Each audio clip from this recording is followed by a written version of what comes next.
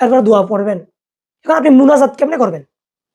দেখুন, প্রখ্যাত হানাফি মাযহাবের প্রসিদ্ধ একজন আলেম আল্লামা মুল্লা আলী কারি আলাইহি রহমা, উনি একটা হাদিসে পাকের ব্যাখ্যায় উনি একটা কথা বলেছেন।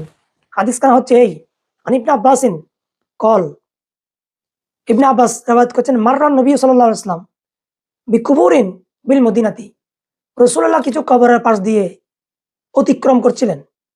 তো ফা আকবালা আলাইহিম, রাসূলুল্লাহ তাদের কাছে আসলেন, ওই কবরবাসীর, আই আলা আহলিল কুবুর, অর্থাৎ কবরবাসীকে সামনে নিলেন, রসুল তাদের কাছে আসলেন। তো এখন এখান থেকে উনি বলছেন, ওখানে জিয়ারত করলেন, সালাম দিলেন।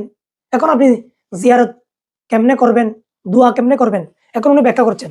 ওফিহি দালালাতুন আলা আন্নাল মুস্তাহাব্বা, যে জিয়ারতের সিস্টেম, মুনাজাতের সিস্টেম হচ্ছে ফি হালিস সালাম আলাল মুইয়্যত, তখন আপনি মুইয়্যতকে সালাম দিবেন, আন ইয়াকুনা ওয়াজহুহু লিওয়াজহিল মুইয়্যত, মুইয়্যতের চেহারা আপনি সামনে রাখবেন, এবং ওয়ান ইয়াস্তামিররা কাযালিকা ফি দুআই আইজন, এবং দোয়া করার সময়ও উচিত হচ্ছে এটা যে আপনি যেভাবে জিয়ারত করেছেন সেভাবে আপনি মুনাজাত করবেন।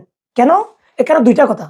একটা হচ্ছে আপনি দুয়ার কেবলা হচ্ছে আসমান, দুয়ার কেবলা পূর্ব দিক, পশ্চিম দিক, উত্তর দিক, দক্ষিণ দিক, এরকম মুআয়্যান করা, এরকম মখসুস করা, এটা হচ্ছে বেওকুফি কাজ। কারণ আপনি